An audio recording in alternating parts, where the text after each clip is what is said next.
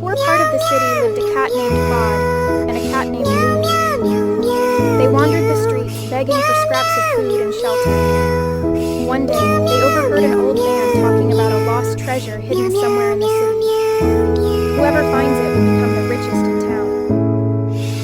Inspired by the story, Bod and Lulu decided to search for the treasure. They had nothing to lose,